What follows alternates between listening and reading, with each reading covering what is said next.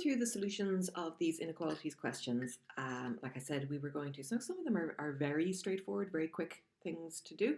You do need to know your different types of numbers and how they're represented on the number line. And you also need to know the difference between strict inequalities with no equal sign under it and inequality signs that have an equals under them as well. So we'll start with this one.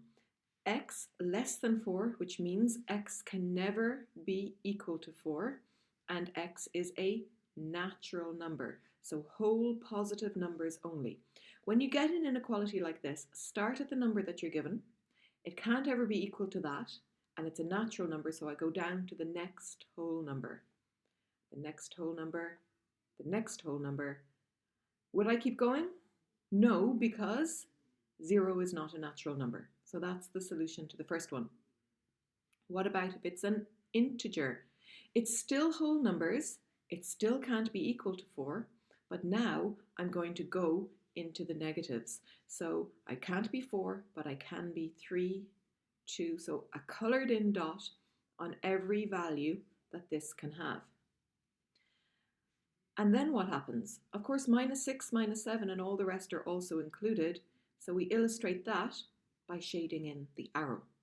So if you'd used a different colour, it would be a bit more obvious. Or if I'd used a different colour, it would be a bit more obvious that I'm including the arrow there to show that I don't just stop when I get to -5, I keep going forever in this direction.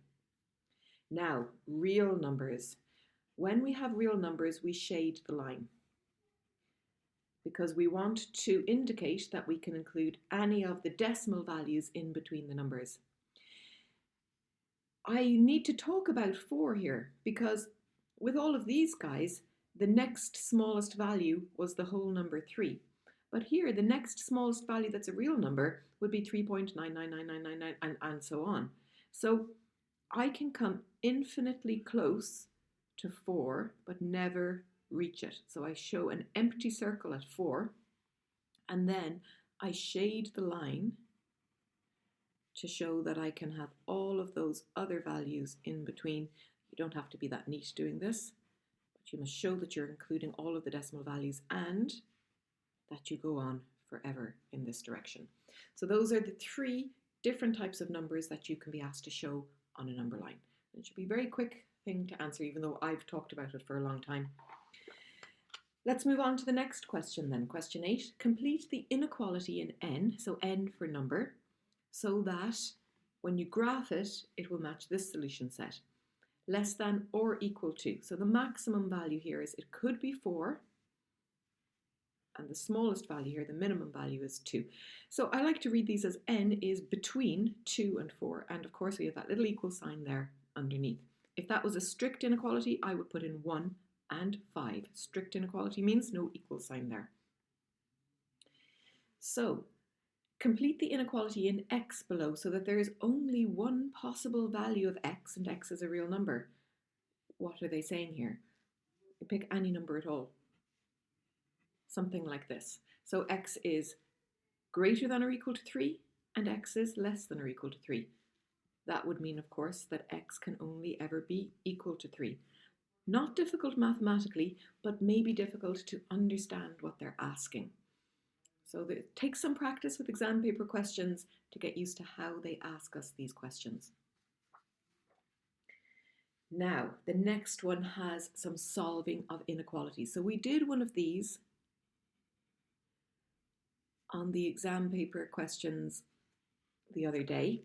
And I said the first thing we want to do is divide this into 2 problems to solve. 2 boxes. So the first one starts here, includes the first inequality, but it stops as soon as we get to the second inequality. And then the second one includes the second inequality, but it stops when we get to the first inequality. So I need to make my 2 boxes like that, and then I can solve them. Remember, when we're solving inequalities, we treat the inequality like an equal sign. So we can move things either side. The minus 3x comes over and becomes plus 3x. The 17 comes over and becomes plus 17. And everything is exactly the same as if it was an equal sign, so long as I don't multiply or divide by a minus sign. So I am dividing here, but that's not negative. So x is less than or equal to 6. 18 divided by 3 is 6. So that's one part of my solution. The second one then, 1 minus 3x is less than 13. So I keep my minus 3x there. The 1 comes over and becomes negative. I'm moving things around here. I'm not multiplying or dividing, so I don't have to do anything to the inequality yet. But now, the coefficient of x is negative. So now I'm dividing across by a minus sign, which means I must turn my inequality symbol the opposite way around. And we get that x is greater than 12 divided by minus 3 minus 4. Okay, so you can leave it like this. The smallest value x can have is minus 4, but it can never reach it. And we're talking about whole numbers because they're integers. And the biggest value x can have is 6. So I start at 6 and I come down like this when I'm plotting it on the number line. Can I be equal to 6? Yes. They're whole numbers, so I don't shade in the line in between. And the very last value I'll shade in is 3, because x can never be equal to 4, because it's a strict inequality here. You can write your answer combining these two things and say that x is between minus 4 and 6, and it can actually be equal to 6, but it can't be equal to 4. That's how we write the answer. But you'll get full marks for just writing it like that in 2 parts as well. Okay, so I gave you another one of these. So I really want you to practice with these. They come up semi-frequently. It's also important for Leaving Cert curriculum for you to be able to do these. It actually doesn't matter which one you do first, but I always do the left-hand side one first. So again, I include the first inequality, but I stop when I get to the second one. I include the second inequality, but I stop when I get to the first one. That's how I draw my boxes. So I've got minus 2 less than 5x plus 3. And now I can move things around, changing their sign just as I would do if I had an equal sign. Now I need to divide across, and I am dividing by a minus number. So that means that this is going to go in the opposite direction. So x will be greater than minus 1. Minus 1 because 5 divided by minus 5 is minus 1. My second one, 5x plus 3. With these, you usually have to flip one of them and not the other one, but you don't know until you've worked it out which one that's going to be. So 5x is less than or equal to 15, and again, I'm dividing across by the coefficient of x. I am dividing, but it's positive, so I don't do anything. X is less than or equal to 3. 15 divided by 5 is 3. So those are my values. If you want to combine them and write the answer, but you'll get full marks for this, biggest value and the smallest value. X is between 3 and minus 1, and they're real numbers. So when I'm filling this in on my diagram, my biggest one, I can be equal to 3. My smallest one, I can't be equal to minus 1. So you can see I've got an empty circle at minus 1 and a filled in circle at 3, and then I just colour in the line in between because they are real numbers. And that's the full solution to that. So guys, if you can do these questions, you really have 99% of inequalities covered with those 2 examples. Now, this was a bit of a complicated question because word problems can be difficult to interpret, but just spend some time thinking about it and what the inequalities mean. Niamh is in a clothes shop and she has a voucher that she must use. She has to use it. The voucher gives her a €10 reduction when more than €35 is spent. And she also has €50 in cash. So how much money could she spend in the shop? So we're talking about how much money she could spend. So if she spent €35, she could use the €10 voucher, which would mean, so the smallest amount that she could spend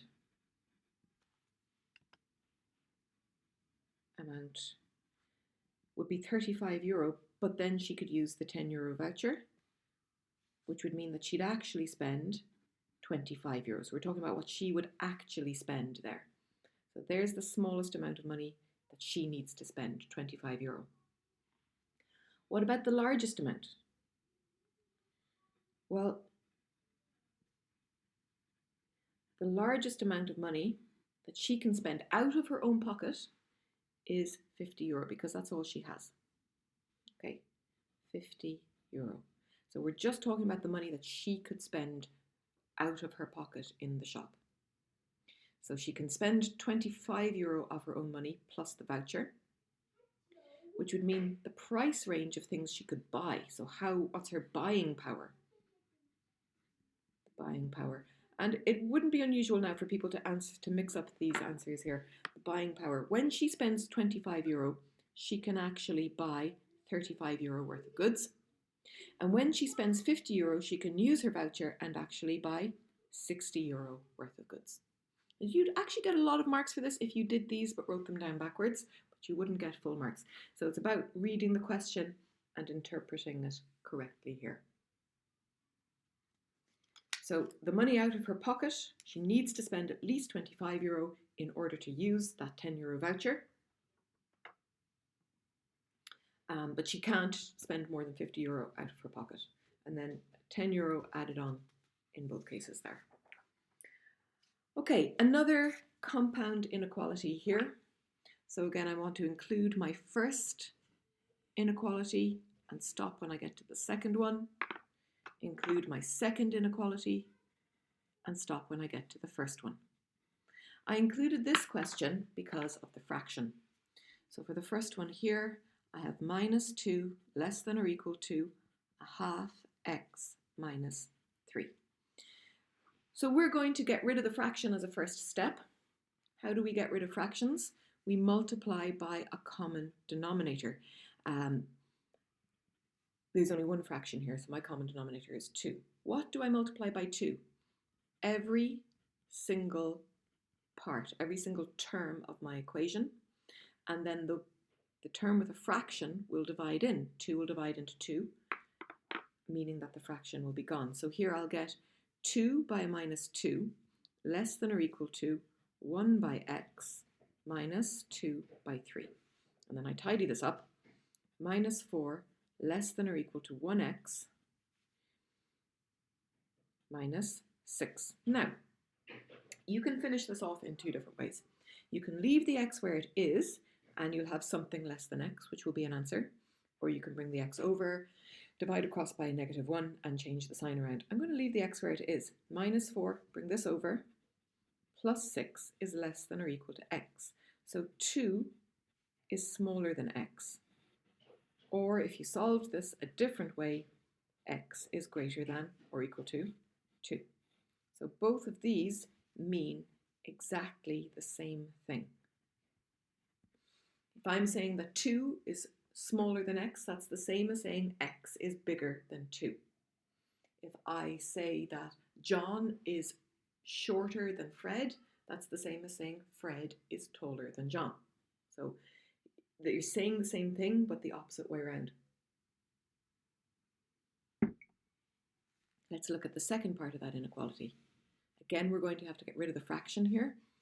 So I'm starting with a half x minus 3 less than 1. And I'm going to again multiply by my common denominator, which is 2. So I multiply this by 2, I multiply this by 2, and I multiply this by 2. Those 2's divide in, and I get 1x minus 2 by 3 is less than 2 by 1.